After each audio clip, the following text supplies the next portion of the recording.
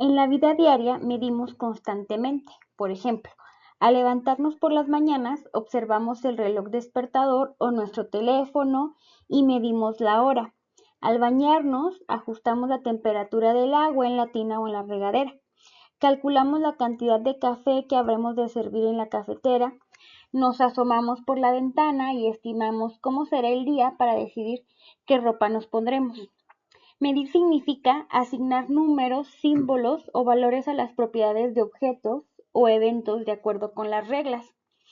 El proceso de vincular conceptos abstractos con indicadores empíricos, el cual se realiza mediante un plan explícito y organizado para clasificar y con frecuencia cuantificar los datos disponibles, como los indicadores, en términos del concepto que el investigador tiene en mente. Una medición o instrumento de recolección de datos cuantitativo debe reunir tres requisitos esenciales: confiabilidad, validez y objetividad. La confiabilidad es el grado en que un instrumento produce resultados consistentes y coherentes en la muestra o casos. La validez en términos generales se refiere al grado en que un instrumento mide con exactitud la variable que verdaderamente pretende medir, es decir, si refleja el concepto abstracto a través de sus indicadores empíricos. La objetividad, en términos de investigación cuantitativa, es un estándar o ideal que se refiere a la medida en que mediante el proceso de indagación podemos captar los fenómenos tal como son realmente. Por ejemplo, investigadores racistas o machistas quizás influyan negativamente por su sesgo contra un grupo étnico o el género femenino. Lo mismo podría suceder con las tendencias ideológicas, políticas o religiosas, o la orientación sexual. En este sentido, los aparatos y sistemas calibrados, como por ejemplo una pistola láser para medir la velocidad de un automóvil o algún termómetro, son más objetivos que otros sistemas que requieren cierta interpretación, como por ejemplo un detector de mentiras.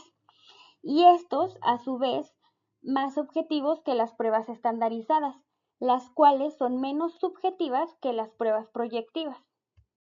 En la práctica es casi imposible que una medición sea perfecta y generalmente se tiene un grado de error.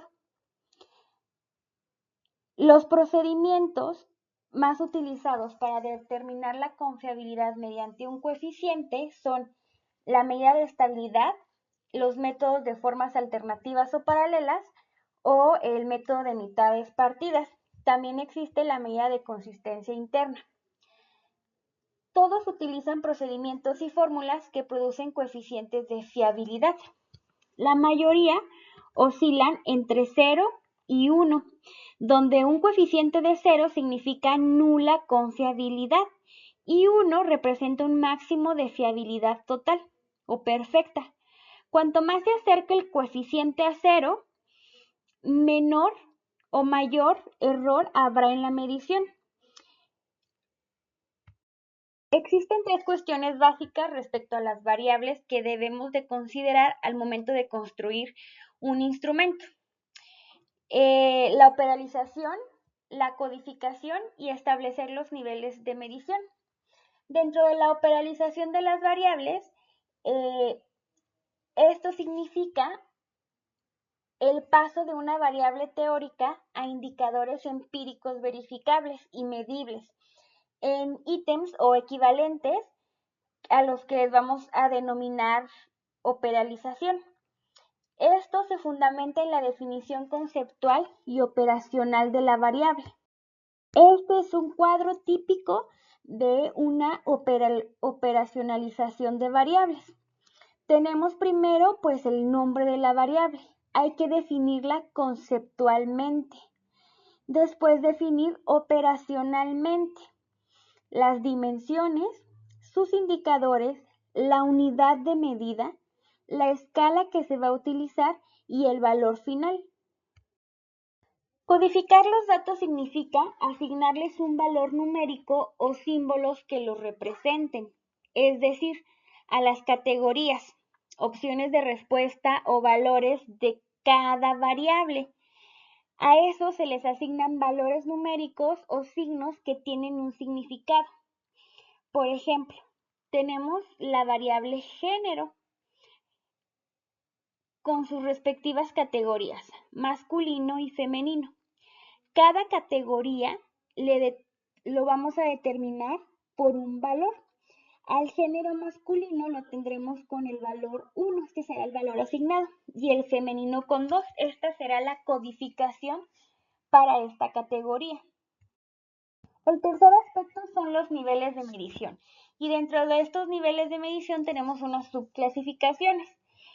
El nivel de medición nominal hay dos o más categorías de la variable. Las categorías no tienen orden ni jerarquía. Lo que se mide, ya sea el objeto, la persona, el paciente, etcétera, se coloca en una u otra categoría, lo cual indica tan solo diferencia respecto de una o más características. Por ejemplo, si le asignamos una etiqueta o un símbolo a cada categoría, será exclusivamente para ellas. Si tenemos una categoría como género, le asignaremos una medición al masculino, por ejemplo, el número 1, y al femenino el número 2. Esto no implica mayor jerarquía que otra, simplemente se está reflejando una diferencia en la variable, no hay orden de mayor y menor. También tenemos el nivel de medición ordinal. En este nivel hay varias categorías, pero además sí mantienen un orden de mayor a menor. Las etiquetas o los símbolos de las categorías sí indican jerarquía. Aquí sabemos que el presidente, que tiene este valor de 10, es más que el vicepresidente, que tiene el valor de 9. Y este a su vez es mayor que el director general, que tiene este valor de 8. Y así sucesivamente, que el gerente de área o el subgerente. Y acá tenemos otras categorías dependiendo de la posición en esta empresa, que el jefe tiene una categoría de 5, empleada 4, etc. Aquí no podemos utilizar operaciones aritméticas para este tipo de medición ordinal. Por ejemplo, no podemos decir que el empleado A, que tiene una codificación de 5, más el jefe, que tiene codificación de 9, se haría un vicepresidente, ni que el presidente menos un empleado de categoría C. Sería absurdo, no tiene sentido, no podemos ni siquiera pues estar restando personas. El nivel de medición por intervalos, además del orden o la jerarquía entre categorías, se establecen intervalos iguales en la medición. Las distancias entre categorías son las mismas a lo largo de toda la escala, por lo que hay un intervalo constante, una unidad de medida. Nivel de medición de razón.